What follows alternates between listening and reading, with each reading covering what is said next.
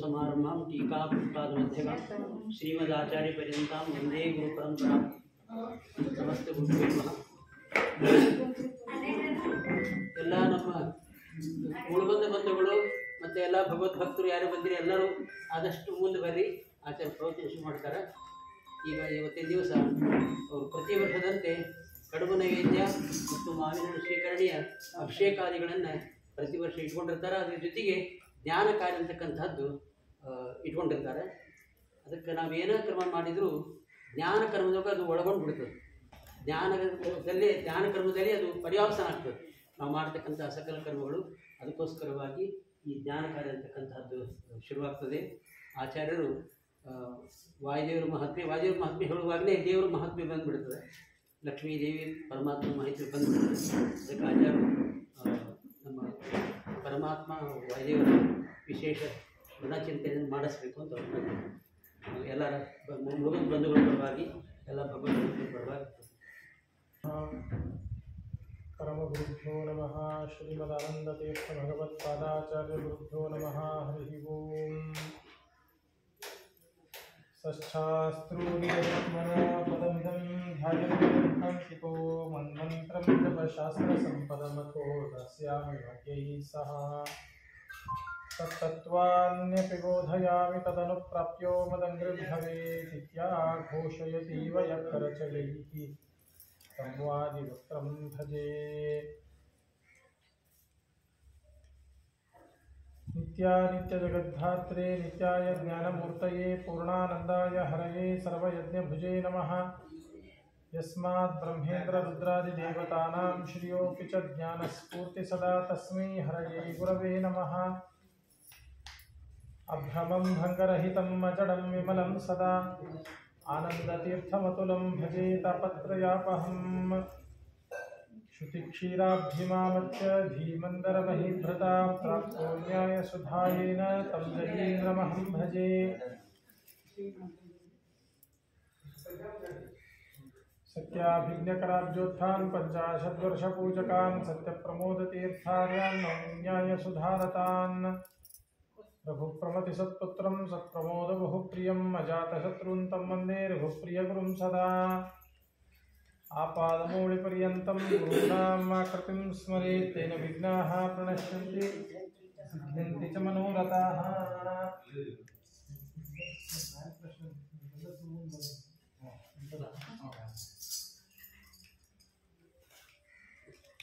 ಶ್ರೀ ಗುರುಭ್ಯೋ ನಮಃ.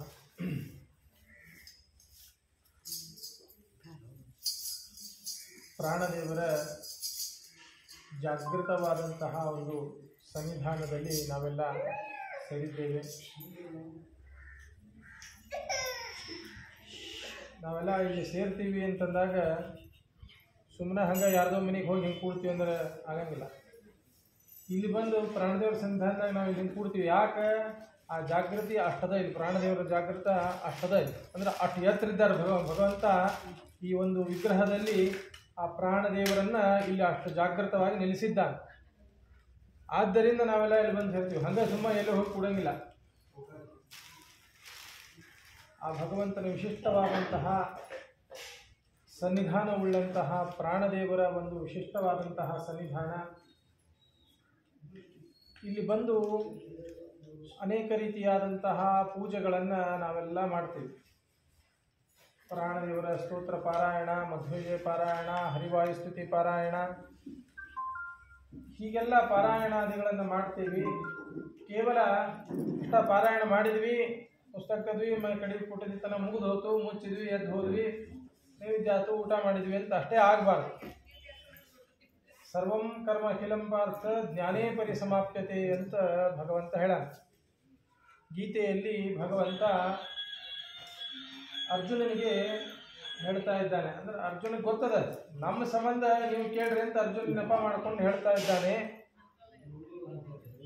ಏನೇ ಕರ್ಮ ಮಾಡಿದರೂ ಕೂಡ ನೋಡಪ್ಪ ಅರ್ಜುನ, ಅದು ಪ್ರತಿಯೊಂದು ಜ್ಞಾನೇ ಪರಿಸಮಾಪ್ಯತೆ, ಅಜ್ಞಾನದಲ್ಲಿ ಪರಿಸಮಾಪ್ತಿಯನ್ನು ಹೊಂದಬೇಕದು.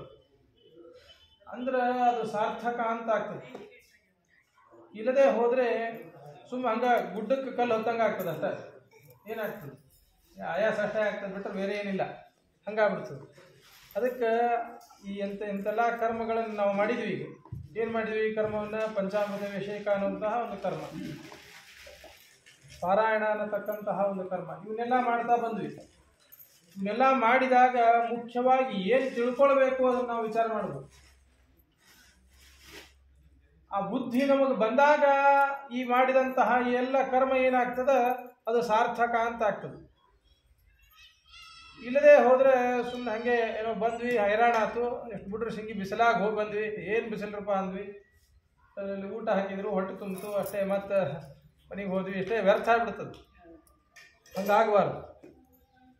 ಮುಖ್ಯ ಪ್ರಾಣದೇವರ ಸನ್ನಿಧಾನಕ್ಕೆ ಬಂದಾಗ ನಾವು ಆ ಭಗವಂತನ ಮತ್ತು ಆ ವಾಯುದೇವರ ಮಹಿಮೆಯನ್ನು ತಿಳ್ಕೊಳ್ಬೇಕು. ತಿಳಿದುಕೊಂಡು ಇಂತಹ ಕರ್ಮಗಳನ್ನು ಮಾಡಿದಾಗ, ಈ ಕರ್ಮ ಮಾಡಿದ್ದು ಇವರಲ್ಲಿ ಸಮರ್ಪಣೆಯನ್ನು ಮಾಡಿದಾಗ ಅದು ಸಾರ್ಥಕ ಅಂತ ಆಗ್ತದೆ.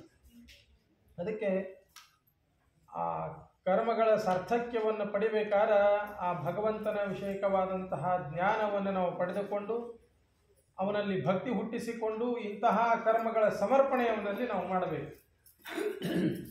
ವಾಯುದೇವರ ಒಂದು ವಿಶಿಷ್ಟವಾದಂತಹ ಸನ್ನಿಧಾನ, ವಾಯುದೇವರ ಮಹಿಮೆಯನ್ನು ಅನೇಕ ಕಡೆಗಳಲ್ಲಿ ನಾವೆಲ್ಲ ಕೇಳಿದ್ದೇವೆ. ವಾಯುದೇವರು ವೇದ ಪ್ರತಿಪಾದ್ಯರು.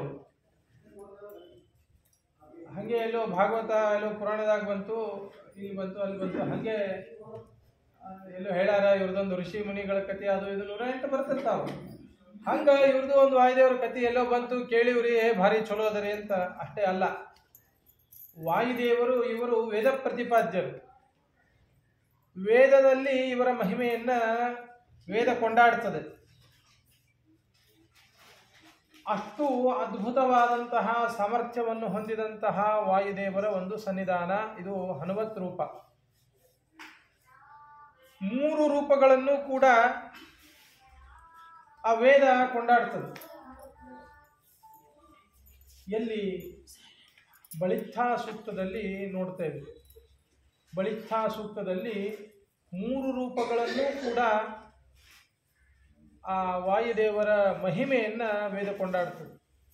ವೇದ ಪುರುಷ, ಮುಖ್ಯವಾಗಿ ವೇದ ಪುರುಷ ಭಗವಂತ ನಾರಾಯಣನನ್ನೇ ವೇದ ಕೊಂಡಾಡ್ತದೆ. ಪರಮ ಮುಖ್ಯ ವೃತ್ತಿಯಿಂದ ಭಗವಂತ, ಮುಖ್ಯ ವೃತ್ತಿಯಿಂದ ಲಕ್ಷ್ಮೀದೇವಿ, ಅಮುಖ್ಯ ವೃತ್ತಿಯಿಂದ ವಾಯುದೇವರನ್ನ ವೇದ ಹೇಳ್ತಾ ಇದೆ. ವಾಯುದೇವರ ಒಂದು ಮಹಿಮೆಯನ್ನ ಹೇಳ್ತದೆ. ಬಳಿತ್ಥಾ ತದ್ವಪೂಷೆ ದಾ ಇಧರ ಶತಂ ದೇವಸ್ಯ ಭರ್ಗಸ್ಸಹ ಸೋಯತೋ ಜನಿ ಅಂತ ವೇದ ಹೇಳ್ತದೆ. ಗೊತ್ತಾಗಿಲ್ಲ ನಮಗೆ, ಸಾಮಾನ್ಯವಾಗಿ ಗೊತ್ತಾಗೋದಿಲ್ಲ, ಏನು ಹೇಳ್ತಿದ್ವು ಗೊತ್ತಾಗಿಲ್ಲ. ಇದಕ್ಕೆ ಮತ್ತೇನು ಬೇಕು, ಅವರೇ ಹೇಳ್ಬೇಕು ಇದನ್ನ. ಯಾರು? ಅದೇ ವಾಯುದೇವರ ಅವತಾರವಾದಂತಹ ಮಧ್ವಾಚಾರ್ಯ ಇದಕ್ಕೆ ಸರಿಯಾದಂತಹ ಅರ್ಥವನ್ನು ನಮಗೆ ತಿಳಿಸ್ಕೊಡ್ಬೇಕು. ನಾವು ಬರೀ ಎಲ್ಲ ಏನು ವ್ಯಾಕರಣ, ನಿರುಕ್ತ, ಜ್ಯೋತಿಷ್ಯ, ಛಂದಸ್ಸು ಮತ್ತೇನು ಷಡಂಗಗಳ ಅಧ್ಯಯನವನ್ನು ನಾವು ಮಾಡಿದ್ದೇವೆ, ವೇದಾರ್ಥವನ್ನು ಬಲ್ಲಂಥವರು ನಾವೆಲ್ಲ ಅಂತ ಅನೇಕರು ಹೊರಟು ಬಂದರು. ಆದರೆ ಯಾರಿಗೂ ಸರಿಯಾದಂತಹ ವೇದಕ್ಕೆ ಅರ್ಥ ಮಾಡಲಿಕ್ಕೆ ಬರಲಿಲ್ಲ. ಆನಂದೋ ಬ್ರಹ್ಮೇತಿ ವ್ಯಜಾನಾತ್ ಆನಂದಾದ್ಯೇವ ಖಲ್ವಿಮಾನಿ ಭೂತಾನಿ ಜಾಯಂತೆ ಅಂತ ವೇದ ಹೇಳ್ತದೆ. ತೈತರಿಯ ಉಪನಿಷತ್ತು ಏನು ಹೇಳ್ತಿಲ್ಲ? ಆನಂದೋ ಬ್ರಹ್ಮೇತಿ ವ್ಯಜಾನಾತ್ ಅಂತ, ಆನಂದನನ್ನ ಬ್ರಹ್ಮ ಅಂತ ತಿಳಿದುಕೋ ಅಂತ ಹೇಳುತ್ತೆ. ಈ ಬ್ರಹ್ಮನನ್ನ ಮುಂದೇನು ಮಾಡ್ತಿ? ಇದೇ ವೇದ ಮುಂದೆ ಬ್ರಹ್ಮ ಪುಚ್ಛಂ ಪ್ರತಿಷ್ಠಾ ಅಂತ ಅಂದ್ಬಿಡ್ತು. ಬ್ರಹ್ಮ ಇವೇನು ಒಂದು ಪುಚ್ಛ ಬಾಲಾಗಿ ಒಂದು ಅವಯವ ಆಗಿದ್ದಾನೆ ಅಂತ ಹೇಳ್ಬಿಡ್ತು. ಹಿಂಗ ಈ ವೇದ ಏನು ಹೇಳ್ತದೆ ಅಂತ ಸರಿಯಾಗಿ ಅರ್ಥನೇ ಆಗೋದಿಲ್ಲ.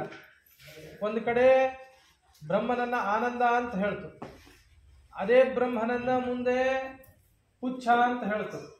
ಅಂದ್ರೆ ಪುಚ್ಛ ಅಂತ ಹೇಳಿದಾಗ ಏನಾಯ್ತು ಅಂತಂದ್ರೆ ಒಬ್ಬ ಅವಯವಿ ಒಬ್ಬ ಇದ್ದಾನೆ, ಅಂದ್ರೆ ನಾ ಒಬ್ಬ ಇದ್ದೀನಿ, ಇದು ನನ್ನ ಕೈ, ನಾ ಬೇರೆ ನನ್ನ ಕೈ ಬೇರೆ. ಹಂಗೆ ಆನಂದ ಇನ್ನೊಬ್ಬ ಯಾರೋ ಬೇರೆ ಇದ್ದಾನ, ಅವನ ಒಂದು ಪುಚ್ಛ ಇವ ಬ್ರಹ್ಮ ಅಂತ ಹೇಳ್ಬಿಡ್ತು. ಅವನಿಗೆ ಪ್ರಾಮುಖ್ಯತೆ, ಬ್ರಹ್ಮನಿಗೆ ಪ್ರಾಮುಖ್ಯತೆಯನ್ನು ಕೊಡಲೇ ಇಲ್ಲ ಅಂತ ತೋರ್ತದ. ಹಂಗಿಲ್ಲ ಮತ್ತೆ ಅಂತ ತೋರ್ತದ ನಮಗೆಲ್ಲ. ಹಿಂಗೆ ತೋರ್ತಕ್ಕಂತಹ ವೇದಗಳನ್ನ ಅರ್ಥನೇ ಮಾಡ್ಲಿಕ್ಕೆ ಬರಲಿಲ್ಲ. ಷಡಂಗಗಳನ್ನು ಅಧ್ಯಯನ ಮಾಡಿಕೊಂಡಿದ್ದೇವೆ, ವೇದಾರ್ಥಗಳನ್ನು ನಾವು ಮಾಡ್ತೀವಿ ಅಂತ ಅನೇಕ ಮಹಾ ಆಚಾರ್ಯರು ಬಂದರು. ಇಷ್ಟೆಲ್ಲ ಬಂದರೂ ಕೂಡ ನಾವೆಲ್ಲ ಅಧ್ಯಯನ ಮಾಡಿದ್ದೀವಿ ಅಂತ ಹೇಳ್ಕೊಂಡು ಇದು ಮಾಡಿದ್ರು ಅವ್ರಿಗೇನು ವೇದಾರ್ಥ ನಿರ್ಣಯವನ್ನು ಮಾಡಲಿಕ್ಕೆ ಬರಲೇ ಇಲ್ಲ. ಆಚಾರ್ಯರ ಅದ ಸಾಮರ್ಥ್ಯವನ್ನು ಇದರಿಂದ ನಾವು ಗೊತ್ತಾಗ್ತದೆ. ಆಚಾರ್ಯರು ಬ್ರಹ್ಮಪುಚ್ಛಂ ಪ್ರತಿಷ್ಠಾ ಅಂತಂದಾಗ ಅವಯವಿಗೆ ಅಭೇದವನ್ನ ಅಲ್ಲಿ ತಿಳಿಸಿಕೊಡ್ತಾರೆ. ಭಗವಂತನ ಸಾಮರ್ಥ್ಯ ಆ ರೀತಿಯಾಗಿದೆ. ನಾವು ಈ ಕೃಷ್ಣಾವತಾರದ ಒಂದು ವೃತ್ತಾಂತವನ್ನು ಶುರುವಿಗೆ ನೋಡಬೇಕಾದ್ರೆ ಭಗವಂತ ಅವತಾರ ಮಾಡಿದ ಅಂತ ಕೇಳ್ತೀವಿ. ಹೆಂಗೆ ಅವತಾರ ಮಾಡಿದ, ಏನು ಅವತಾರ ಮಾಡಿದ ಅಂತ ವಿಷಯವನ್ನು ನೋಡಿದಾಗ ಭಗವಂತ ತನ್ನ ಮೈ ಮೇಲಿನ ಇರತಕ್ಕಂತಹ 2 ರೋಮಗಳನ್ನು ಕಿತ್ತು ಹಾಕಿದ್ನಂತೆ. ಒಂದು ಶುಕ್ಲಕೇಶ, ಒಂದು ಕೃಷ್ಣಕೇಶ. ಆ ಕೃಷ್ಣಕೇಶನೇ ಇಲ್ಲಿ ಕೃಷ್ಣ ರೂಪ, ಇಲ್ಲಿ ಭಗವಂತ ಇಲ್ಲಿ ಅವತಾರ ಮಾಡಿ ಬಂದಿದ್ದಾನೆ ನೋಡ್ರಿ. ಅಂದ್ರೆ ಇದೊಂದು ಅವಯವ, ಆ ಅವಯವನೇ ಅಲ್ಲಿ ಭಗವಂತನಾಗಿದ್ದಾನೆ. ಅಂದ್ರೆ ಏನು, ಆ ಭಗವಂತನಿಗೂ ಅವನ ಅವಯವಕ್ಕೂ ಎಳ್ಳಷ್ಟು ಭೇದವಿಲ್ಲ, ಅಭೇದವಿದೆ. ಹೀಗಿರ್ತಕ್ಕಂತಹ ಭಗವಂತನನ್ನ ವೇದ ಕೊಂಡಾಡ್ತಾ ಇದೆ. ಅವನೇ ಪುಚ್ಛ, ಅವನೇ ಶಿರಸ್ಸು, ಅವನೇ ಎಲ್ಲ. ಆ ಬ್ರಹ್ಮ ಹೆಂಗಿದ್ದಾನೆ, ಆನಂದಮಯನಾಗಿದ್ದಾನೆ ಅಂತ ವೇದ ಹೀಗೆ ಹೇಳ್ತಾ ಇದೆ. ಇಂತಹ ವೇದವನ್ನು ಸರಿಯಾಗಿ ಅರ್ಥ ಮಾಡಲಿಕ್ಕೆ ಬರಲೇ ಇಲ್ಲ, ಅಬದ್ಧವಾಗಿ ಏನೇನೋ ಅರ್ಥವನ್ನು ಮಾಡಿಬಿಟ್ರು. ಇವತ್ತಿಗೆ ಅವರೇ ಎಲ್ಲರೂ ವೇದ ರಕ್ಷಕರು, ವೇದವನ್ನು ಸರಿಯಾಗಿ ರಕ್ಷಣೆ ಮಾಡಿಕೊಂಡು ಬಂದಂಥವ್ರು ಅಂತ ಕರೆಸಿಕೊಳ್ತಾರೆ. ಆದರೆ ಈ ಕೀರ್ತಿ ಸಲ್ಲಬೇಕಾದದ್ದು ವೇದ ಪ್ರತಿಪಾದ್ಯರಾದಂತಹ ಶ್ರೀಮದ್ ಆಚಾರ್ಯರಿಗೆ. ಶ್ರೀಮದ್ ಆಚಾರ್ಯರನ್ನ ಮಧ್ವಜಯದಲ್ಲೆಲ್ಲ ನಾವು ನೋಡ್ತೇವೆ. ಆನಂದ ತೀರ್ಥರು ಅಂತ ನಾಮಕರಣ ಮಾಡಿದರು, ಪೂರ್ಣ ಪ್ರಜ್ಞರು ಅಂತ ನಾಮಕರಣ ಮಾಡಿದರು. ಹೀಗೆ ಅನೇಕ ನಾಮಗಳನ್ನು ನಾವು ನೋಡ್ತೇವೆ. ಮತ್ತು ಇನ್ನಿತರ ಕಡೆಗಳಲ್ಲಿ ಅವರ ಮಹಿಮೆಯನ್ನು ಕೊಂಡಾಡುವಲ್ಲಿ ಅವರಿಗೆ ಅನೇಕ ಹೆಸರುಗಳು ಇದ್ದದನ್ನು ನಾವು ನೋಡ್ತೇವೆ. ಆದರೆ ಈ ಮಧ್ವಾಚಾರ್ಯರು ಅಂತ ಹೆಸರು ಎಲ್ಲಿ ಬಂತು? ಮಧ್ವಾಚಾರ್ಯರು ಅಂತ ಹೆಸರು ನಮಗೆ ಎಲ್ಲೂ ಕಾಣಂಗಿಲ್ಲ. ಎಲ್ಲಿ ಪುರಾಣದಾಗ ಅಥವಾ ಇನ್ನಿತರ ಇತಿಹಾಸಗಳಲ್ಲಿ ಎಲ್ಲೂ ಮಧ್ವಾಚಾರ್ಯರು ಅಂತ ಎಲ್ಲೂ ಕಾಣಂಗಿಲ್ಲ. ಆದ್ರೆ ಮಧ್ವಾಚಾರ್ಯರು ಅಂತ ಹೆಸರು ಬಹಳ ಪ್ರಸಿದ್ಧಿ ಅದು. ಹಂಗ ಎಲ್ಲಿ ಪೂರ್ಣಪ್ರಜ್ಞಾಚಾರ್ಯರು ಅಂತ ಅನ್ನೋದಾಗ್ಲಿ ಅಥವಾ ಆನಂದ ತೀರ್ಥರು ಅನ್ನೋದಾಗ್ಲಿ ಎಲ್ಲಿ ಅಷ್ಟು ರೂಢಿ ಇಲ್ಲ. ಅದ ಮಧ್ವಾಚಾರ್ಯರು ಅಂತನ್ನುವಂತಹ ಶಬ್ದದ ರೂಢಿ ಎಷ್ಟದನೋ ಅಷ್ಟಿತರ ಶಬ್ದಗಳಿಗಿಲ್ಲ. ಮತ್ತು ಮಧ್ವಾಚಾರ್ಯರು ಅನ್ನತಕ್ಕಂತಹ ಶಬ್ದ ಪ್ರಯೋಗ ಬೇರೆ ಎಲ್ಲೂ ನಾವು ಕಂಡಿಲ್ಲ. ಈ ಶಬ್ದದ ರೂಢಿ ಆದ್ರೂ ಹೆಂಗೆ ಬಂತ? ಹಾಗಿದ್ರೆ ವಿಚಾರ ಮಾಡಿದಾಗ ಈ ಶಬ್ದ ನಮಗೆ ಎಲ್ಲಿ ತೋರ್ತದೆ ಅಂದ್ರೆ ಈ ವೇದದಲ್ಲಿ ತೋರ್ತದೆ. ಬಳಿತ್ಥ ತದ್ವಪೂಷೆ ಧಾ ಇದರ ಶತಂ. ಈ ಮಧ್ವಾ ಅನ್ನತಕ್ಕಂತಹ ಹೆಸರು ಆಚಾರ್ಯರಿಗೆ ವೇದ ಕರೀತಾ ಇದೆ. ವೇದದಲ್ಲಿ ಆಚಾರ್ಯರ ನಾಮವನ್ನು ನಾವು ನೋಡ್ತೇವೆ. ಆ ವೇದ ಪ್ರತಿಪಾದ್ಯವಾದಂತಹ ನಾಮ ಅದು ಮಧ್ವ. ಹೀಗೆ ಆ ವೇದದಿಂದ ಪ್ರತಿಪಾದ್ಯರಾದಂಥವರು ಮುಖ್ಯ ಪ್ರಾಣದೇವರು. ಬಳಿತ್ಥ ತದ್ವಪೂಷೆ ಅನ್ನತಕ್ಕಂತಹ ಈ ಮೊದಲನೇ ಒಂದು ಋತುವಿನಿಂದ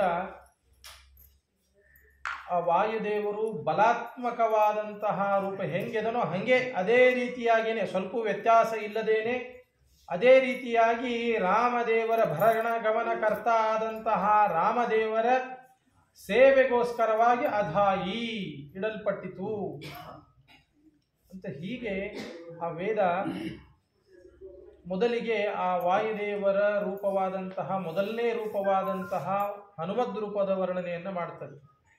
ಪೃಕ್ಷೋ ವಪುಪ್ಪಿತುಮಾನ್ ಅಂತ ಎರಡನೇ ರೂಪ. ಭೀಮಸೇನ ದೇವರ ಒಂದು ಮಹಿಮೆಯನ್ನ ಅಲ್ಲಿ ತಿಳಿಸ್ತದೆ. ಪೃಕ್ಷೋ ವಪುಪ್ಪಿತುಮಾನ್ ನಿತ್ಯ ಆಶಯೇ ಅಂತ ಆ ಭೀಮಸೇನ ದೇವರ ಅದ್ಭುತವಾದಂತಹ ಸಾಮರ್ಥ್ಯ ಏನಿದೆ, ಆ ಸಾಮರ್ಥ್ಯವನ್ನ ಈ ಎರಡನೇ ಋತ್ತಿನಲ್ಲಿ ಬಳಿತ್ಥ ಸೂಕ್ತ ನಮಗೆ ತಿಳಿಸ್ತದೆ.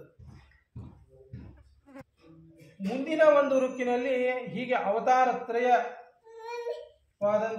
ವಾಯುದೇವರ ಮಹಿಮೆಯನ್ನ ವೇದ ಕೊಂಡಾಡ್ತಾ ಇದೆ. ಮಧ್ವ ಆಧವೆ ಗುಹಾ ಸಂತಂ ಮಾತರಿಶ್ವ ಆಮಥಾಯತಿ ಅಂತ ವೇದ ಹೇಳ್ತದೆ. ಮಧ್ವ ಅಂತ ಅಲ್ಲಿ ಹೇಳ್ತದೆ. ವೇದದಲ್ಲಿ ಬಂದಂತಹ ಶಬ್ದ ಅದು ಮಧ್ವ.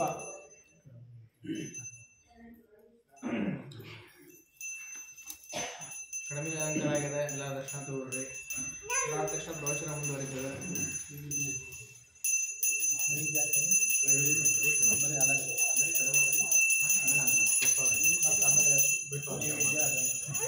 ಅಭಿಷೇಕ ಮಾಡ್ತಾರೆ.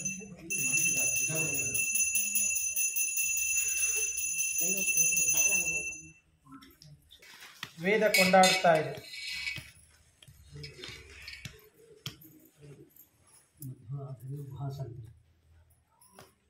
ಬಳಿಷ್ಠ ತತ್ವಪೂಷೆ ಅಂತ ಹೇಳಿ ಬಲಾತ್ಮಕವಾದಂತಹ ಜ್ಞಾನಾತ್ಮಕವಾದಂತಹ ರೂಪ, ವಾಯುದೇವರ ರೂಪ ಯಾವ ರೀತಿಯಾಗಿದೆನೋ ಹಾಗೇನೇ ಎಲ್ಲ ಕಡೆಗಳಲ್ಲಿಯೂ ಕೂಡ, ಅಂದರೆ ಕೇವಲ ಹನುಮದ ಅವತಾರದಲ್ಲಿ ಅಂತ ಅಷ್ಟೇ ತಿಳ್ಕೊಳ್ಬಾರ್ದು. ಭೀಮಾವತಾರದಲ್ಲಿಯೂ ಅದೇ ರೀತಿಯಾಗಿ, ಮಧ್ವಾವತಾರದಲ್ಲಿಯೂ ಅದೇ ರೀತಿಯಾಗಿ ಮಧ್ವಾಚಾರ್ಯರು ತಮ್ಮ ಬಲ ಏನು ಅಂತ ತೋರಿಸಿಕೊಟ್ಟದ್ದನ್ನು ನಾವು ನೋಡ್ತೇವೆ. ಅನೇಕರು ಇವರ ದಂಡವನ್ನು ಮುರಿಬೇಕು ಅಂತ ಬಂದದ್ದಿದೆ, ಇತಿಹಾಸದಲ್ಲಿ ನಾವು ನೋಡ್ತೇವೆ. ಇವರ ಹೆಬ್ಬಟ್ಟನ್ನು ಕೂಡ ಅಲುಗಾಡಿಸಲಿಕ್ಕೆ ಆಗಲಿಲ್ಲ ಅನ್ನುವಂತಹ ವಿಷಯವನ್ನು ಕೂಡ, ಆ ಸಾಮರ್ಥ್ಯವನ್ನು ನಾವು ನೋಡ್ತೇವೆ. ಹೀಗೆ ಎಲ್ಲ ಅವತಾರಗಳಲ್ಲಿಯೂ ಕೂಡ ಅಷ್ಟೇ ಬಲಾತ್ಮಕವಾದಂತಹ ಜ್ಞಾನಾತ್ಮಕವಾದಂತಹ ಅವರ ಒಂದು ರೂಪ ವಾಯುದೇವರ.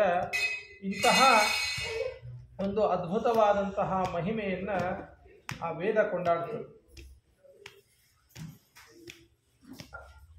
ವಾಯುದೇವರು 3 ರೂಪಗಳಲ್ಲಿ ಅದೇ ರೀತಿಯಾಗಿ ಇದ್ದಾರೆ ಅಂತನ್ನೋದನ್ನು ನಾವು ತಿಳಿದುಕೊಳ್ಬೇಕು. ನಾವೆಲ್ಲ ಪಾರಾಯಣ ಮಾಡೋ ಮುಂದೆ ಹೇಳ್ತಿರ್ತೀವಿ, ಏನು ಪೂರ್ಣ ಪ್ರಜ್ಞೋ ಜ್ಞಾನದಾತ, ಮಧ್ವೋ ಧ್ವಸ್ತ ದುರಾಗಮ, ತತ್ವಜ್ಞೋ ವೈಷ್ಣವಾಚಾರ್ಯ, ವ್ಯಾಸಶಿಷ್ಯೋ ಯತೀಶ್ವರ, ಸುಖತೀರ್ಥಾವಿಧಾನಶ್ಚ. ನೋಡ್ರಿ ಇಷ್ಟೆಲ್ಲ ಹೆಸರವ. ಸುಖತೀರ್ಥಾವಿಧಾನಶ್ಚ ಜಿತಾಮಿತ್ರೋ ಜಿತೇಂದ್ರಿಯ, ಆನಂದತೀರ್ಥ ಸನ್ನಾಮ್ನ ಏವಂ 12 ಜಪೇತ ಲಭತೆ ವೈಷ್ಣವೀಂ ಭಕ್ತಿಂ ಗುರುಭಕ್ತಿ ಸಮನ್ವಿತಾಂ ಅಂತ ಕೇಳ್ತೇವೆ. 12 ನಾಮಗಳನ್ನು ನಿತ್ಯದಲ್ಲಿ ನಾವು ಹೇಳಬೇಕಂತ. ಆಚಾರ್ಯರ ವಾಯುದೇವರ ಈ 12 ನಾಮಗಳು, ಈ 12 ನಾಮಗಳನ್ನು ನಿತ್ಯದಲ್ಲಿ ನಾವು ಸ್ಮರಣೆ ಮಾಡ್ತಾ ಇದ್ದರೆ ಗುರುಭಕ್ತಿಯಿಂದ ಕೂಡಿದಂತಹ ಹರಿಭಕ್ತಿ ನಮ್ಮಲ್ಲಿ ಹುಟ್ಟುತ್ತದೆ. ಇಂತಹ ನಾಮಗಳನ್ನು ನಾವು ನಿತ್ಯದಲ್ಲಿ ಸ್ಮರಣೆಯನ್ನು ಮಾಡಬೇಕು. ವೇದ ಈ ರೀತಿಯಾಗಿ ಹೇಳ್ತಾ ಇದೆ, 3ರಲ್ಲಿಯೂ ಕೂಡ ಬಳಿಷ್ಠ. ಅದು ಹೇಗೆ ಅಂತ ನೋಡ್ಬೇಕು. ಪೂರ್ಣ ಪ್ರಜ್ಞೋ ಜ್ಞಾನದಾತ ಅಂತನ್ನತಕ್ಕಂತಹ ಈ ಒಂದು ಶ್ಲೋಕದಲ್ಲಿ ಮೊದಲನೇ ಶಬ್ದ ಪೂರ್ಣ ಪ್ರಜ್ಞಾ ಅಂತ. ಜ್ಞಾನಾತ್ಮಕವಾದಂತಹ ಪೂರ್ಣ ಪ್ರಜ್ಞಾ. ಇವರ ಜ್ಞಾನ ಯಾವ ರೀತಿಯಾಗಿದೆ ಅಂತಂದಾಗ ಟೀಕಾರಾಯರು ಹೇಳ್ತಾರೆ, ಆಲೋಚನೆಪಿ ಸರ್ವ ವಿಷಯಕ ಜ್ಞಾನಂ ರುಜಿಯೋಗಿ ಜ್ಞಾನಂ ಅಂತ ಹೇಳ್ತಾರೆ. ಸ್ವಲ್ಪ ಇವ್ರ್ಯಾರು ಅಂತ ವಿಚಾರ ಮಾಡಿಬಿಟ್ರೆ ಸಾಕು, ಅವ್ರ ಹಿಂದೆ ಮುಂದೆ ಎಲ್ಲ ಒಟ್ಟ ಅವರು 40 ಅವತಾರ ಮಾಡಿ ಬಂದಿರಲಿ, ಮುಂದೆ 40 ಅವತಾರ ಮಾಡೋರಿರಲಿ, ಅದರ ಸಂಪೂರ್ಣವಾದಂತಹ ಜ್ಞಾನ ಆ ವಾಯುದೇವರಿಗೆ ಬಂದ್ಬಿಡುತ್ತೆ. ಅಂತಹ ಆ ಒಂದು ಪೂರ್ಣ ಪ್ರಜ್ಞತ್ವ. ಆ ಪೂರ್ಣ ಪ್ರಜ್ಞತ್ವ ಬಲಾತ್ಮಕವಾದಂತಹ ಜ್ಞಾನಾತ್ಮಕವಾದಂತಹ ಅಂತ ನಾವೇನು ಹೇಳ್ತೀವಿ, ಆ ಜ್ಞಾನಾತ್ಮಕವಾದಂತಹ ರೂಪ ವಾಯುದೇವರು ಪೂರ್ಣ ಪ್ರಜ್ಞರಾಗಿದ್ದಾರೆ. ಸುಮ್ಮನೆ ಏನೋ ಒಂದು ಕಪಿರೂಪದಿಂದ ಅವತಾರವನ್ನು ಮಾಡಿದ್ದಾರೆ ಅಂತಂದಾಗ ಏನೋ ಇಲ್ಲಿಂದ ಅಲ್ಲಿಗೆ ಎಷ್ಟು ಜಿಗಿತು, ಅಶೋಕವನವನ್ನು ಹಾಳು ಮಾಡ್ತು, ಎಲ್ಲ ದೈತ್ಯರ ಸಂಹಾರ ಮಾಡ್ತು, ತಿರುಗಿ ಸಮುದ್ರ ದಾಟಿ ಬಂತು ಅಂತ ನಾವಿಷ್ಟ ಹಿಂಗೆ ಕತಿ ಕೇಳಿ ಬಿಟ್ಟುಬಿಟ್ರೆ ಅದು ವ್ಯರ್ಥ ಆಗಿಬಿಡ್ತು. ಅವರ ಸಾಮರ್ಥ್ಯವ ಇಂಥದ್ದದ ಅಂತಂದಾಗ ಬರೀ ಇಷ್ಟೇ ಸಾಮರ್ಥ್ಯ ಏನು ಅಂತ ವಿಚಾರ ಮಾಡಬಾರ್ದು. ಅದಕ್ಕೆ ಹೇಳ್ತಾ ಇದ್ದಾರೆ ಬಳಿಷ್ಠ ತದ್ವಪೂಷೆ. ಎಲ್ಲ ರೂಪಗಳು ಕೂಡ ಅಷ್ಟೇ ಆಗಿವೆ. ಆ ಕಪಿರೂಪದಿಂದ ವಾಯುದೇವರ ಅವತಾರವಾಗಿದ್ದರೂ ಕೂಡ ಅದು ಪೂರ್ಣ ಜ್ಞಾನದಿಂದ ಕೂಡಿದೆ. ಹೆಂಗೆ ಅಂತ ಉದಾಹರಣೆಯನ್ನು ನೋಡಬೇಕು. ಅನೇಕ ರೀತಿಯಾದಂತಹ ಪ್ರಸಂಗಗಳನ್ನು ನಾವು ರಾಮಾಯಣದಲ್ಲಿ ನೋಡ್ತೇವೆ. ಸೀತಾನ್ವೇಷಣಕ್ಕೋಸ್ಕರವಾಗಿ ದಕ್ಷಿಣ ದಿಕ್ಕಿಗೆ ಈ ವಾಯುದೇವರ ಒಂದು ಗುಂಪು ಸೀತಾನ್ವೇಷಣೆಗಾಗಿ ಹೋಗಿತ್ತು. ಅನೇಕ ಇನ್ನಿತರ ಕಪಿ ಸೈನ್ಯ, ಸುಗ್ರೀವನ ಒಂದು ಸೈನ್ಯ ಬೇರೆ ಬೇರೆ ದಿಕ್ಕುಗಳಿಗೆ ಹೋಗಿತ್ತು. ಇಷ್ಟು ದಿನ ಅಂತ ಹೇಳಿ ಒಂದು ಗಡುವು ಕೊಟ್ಟಿದ್ದಾವ ಸುಗ್ರೀವ. ಇಷ್ಟು ದಿನದಾಗ ನೀವೆಲ್ಲ ಹುಡಿಕೊಂಬರ್ಬೇಕು. ಹಂಗೆ ಹುಡಿಕೋತ ಹೋಗ್ಬಿಟ್ರೆ ಇನ್ನು ಮುಗಿದಿಲ್ಲ ತಡಿಪ ಅಂದ್ಬಿಟ್ರೆ ಅಲ್ಲ, ಇಷ್ಟು ದಿನದಾಗ ಬರ್ಬೇಕು, ಹುಡಿಕೊಂಬರ್ಬೇಕು ಅಂತ ಒಂದು ಗಡುವು ಕೊಟ್ಟಿದ್ದ. ಅದರಂತೆ ಎಲ್ಲ ದಿಕ್ಕಿಗೆ ಹೋದಂಥವ್ರು ತಿರುಗಿ ಬಂದ್ಬಿಟ್ರು. ಎಲ್ಲೆಲ್ಲಿ ನಮಗೆ ಸಿಗಲಿಲ್ಲ ಸೀತಾದೇವಿ ಅಂತ ಬಂದ್ಬಿಟ್ರು. ದಕ್ಷಿಣ ದಿಕ್ಕಿಗೆ ಹೋದವ್ರು ಇವ್ರು ಬರಲೇ ಇಲ್ಲ. ವಾಯುದೇವರ ಅವತಾರ, ಹನುಮಂತನ ಅವತಾರ, ಅವರ ಜೊತೆಗೆ ಅನೇಕರು ಇದ್ದಾರೆ. ನೀಲ ಇಂದ ಮತ್ತು ಯಾರು ಈ ಜಾಂಬುವಂತ ಇತ್ಯಾದಿಗಳು ಅನೇಕ ಮಹಾ ಕಪಿಗಳು ಎಲ್ಲ ಇದ್ದಾರಲ್ಲಿ. ಅವರೆಲ್ಲರೂ ಕೂಡ ವಿಚಾರ ಮಾಡಿದ್ರು, ನಮಗೆ ಸುಗ್ರೀವ ಏನು ಟೈಮ್ ಕೊಟ್ಟಿದ್ದ ಅದು ಮೀರಿ ಹೋಗ್ಬಿಡ್ತು. ಮತ್ತು ಇನ್ನು ಸುಗ್ರೀವನ ಒಂದು ಆಜ್ಞಾ ನಾವು ಪಾಲನೆ ಮಾಡಿಲ್ಲ ಅಂತಂದ್ರೆ ಸುಗ್ರೀವ ನಮ್ಮನ್ನು ಸುಮ್ಮನೆ ಬಿಡಂಗಿಲ್ಲ. ಅದಕ್ಕೆ ನಾವು ತಿರುಗಿ ಹೋಗೋದು ಬೇಡ, ಇಲ್ಲೇ ಇದ್ದು ಬಿಡೋಣ ಅಂತ ಹೇಳಿ ಅಲ್ಲೊಂದು ಗುಹಾ ಹುಡುಕಿದ್ರು. ಗುಹಾದಾಗ ನೋಡ್ತಾರ, ಅಲ್ಲೆಲ್ಲ ನೀರು ಗೀರು ಎಲ್ಲ ಯಥೇಚ್ಛವಾಗಿ ಎಲ್ಲ ಇತ್ತು. ಸುಖದಿಂದ ಎಲ್ಲರೂ ಇಲ್ಲೇ ಇದ್ದು ಬಿಡೋಣ ಅಂತ ಅಂದ್ಬಿಟ್ರು. ತಿರುಗಿ ವಾಪಸ್ಸು ಕಿಷ್ಕಿಂದ ಹೋಗೋದು ಬೇಡ, ಇಲ್ಲೇ ಇದ್ದು ಬಿಡೋಣ ಆರಾಮಾಗಿ ಅಂತ ಅವರೆಲ್ಲರೂ ವಿಚಾರ ಮಾಡಿದ್ರು.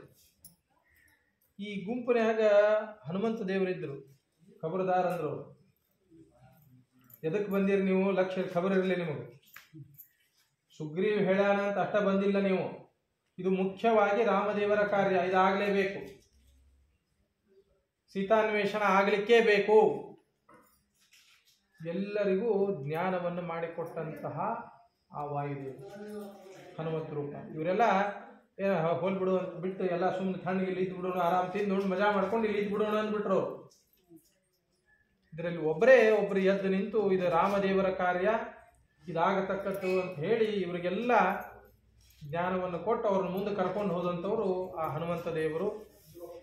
ಅವರು ಪೂರ್ಣಪ್ರಜ್ಞರಾದ್ದರಿಂದಲೇ ಅವರಿಗೆ ಇಂತಹ ಅಂದ್ರೆ ಆ ರಾಮದೇವರು ಸೀತಾದೇವಿ ಅನ್ವೇಷಣೆ ಆಗಬೇಕು, ಆಕೆ ಇಲ್ಲಿದ್ದಾಳ, ಅಲ್ಲಿ ಹೋಗಿ ಎಷ್ಟು ಭೇಟಿಯಾಗಿ ಬರಬೇಕು ಅನ್ನೋದು ಅವ್ರಿಗೆ ಜ್ಞಾನ ಅದ. ಅದಕ್ಕೆ ಇಲ್ಲಿಂದ ಅವ್ರನ್ನ ಹೊಡಿಸ್ಕೊಂಡು ಮತ್ತೆ ಮುಂದೆ ಹೊಂಟರು. ಎಲ್ಲೇ ಧನುಷ್ಕೋಟಿ ತನಕ ಬಂದರು ಅವ್ರು ಮತ್ತೆ ಮುಂದೆ. ಇದು ಒಂದು ಪ್ರಸಂಗ. ಇನ್ನೊಂದು ಪ್ರಸಂಗವನ್ನು ನಾವು ನೋಡ್ತೇವೆ. ಇನ್ನೊಂದು ಪ್ರಸಂಗ, ರಾಮದೇವರು ಇದಕ್ಕೆ ಬಂದು ಕೂತಿದ್ದಾರೆ, ಎಲ್ಲಿ ಸಮುದ್ರ ತೀರಕ್ಕೆ ಬಂದು ಕುಳಿತಿದ್ದಾರೆ. ಹನುಮಂತ ದೇವರು ಸಮುದ್ರ ಉಲ್ಲಂಘನವನ್ನು ಮಾಡಿಕೊಂಡು ಸೀತಾದೇವಿಯನ್ನು ಭೇಟಿಯಾಗಿ ಅಲ್ಲಿ ಅಶೋಕವನವನ್ನೆಲ್ಲ ಧ್ವಂಸ ಮಾಡಿ ರಾವಣನಿಗೆ ಒಂದು ಎಚ್ಚರಿಕೆ ಕೊಟ್ಟು, ನೀನು ಸೀತಾದೇವಿನ ತಿರುಗಿ ಕೊಡ್ಲಿಲ್ಲ ನೋಡ್ರಿ ಯಾರಿಗೆ ಸಾಮರ್ಥ್ಯ ಅದ, ನಿಮ್ಮ ಮನೆಗೆ ಬಂದ ನಿಮ್ಗೆ ಆವಾಸ ಹಾಕಿದ್ರೆ ಏನ್ ಮಾಡ್ತೀರಿ ನೀವು? ನಾ ಹೊಡೆದು ಕಳಿಸ್ಬಿಡ್ತೀನಿ. ಹನುಮಂತ ದೇವರು ರಾವಣನ ಮನೆಗೆ ಹೋಗಿ ಅಲ್ಲಿ ಕುತ್ಕೊಂಡು ಅವನ ಮುಂದೆ ಅಲ್ಲೇ ವಿನಾಶು ಮಾಸು ಯಾಸ್ಯಸಿ ಅಂತ ಅವನಿಗೆ ಸತ್ತು ಹೋಗ್ತೀನಿ ನೋಡಿ ನೀನು ಅಂತಂದು ಅವಾಗ ಧಮಕಿ ಹಾಕಿ ಬರ್ತಾರೆ. ಇಂತಹ ಸಾಮರ್ಥ್ಯ ಯಾರಿಗದ? ಪೂರ್ಣಪ್ರಜ್ಞರಾದ್ದರಿಂದಲೇ ಅವರಿಗೆಲ್ಲ ಮುಂದಾಗತಕ್ಕಂತಹ ವಿಷಯ ಗೊತ್ತಿದೆ. ಅಂತಹ ಮಾತನ್ನ ಆಡ್ತಾರೋ. ಯಾರು ಅಂತ ಕೇಳಿದ್ರೆ, ನಾನು ಹನುಮಂತ ನೋಡು ನನ್ನ ಸಾಮರ್ಥ್ಯ ಅಲ್ಲಿಂದ ಇಲ್ಲಿ ಜಿಗಿದು ಬಂದಿದ್ದು, ನನ್ನ ಸಾಮರ್ಥ್ಯ ಗೊತ್ತಾಗಲಿಲ್ಲ ನಿನಗೆ ಅನ್ಲಿಲ್ಲ ಅವರು. ನಾ ರಾಮದೇವರ ದೂತ ಅಂತ ಹೇಳಿದ್ರು.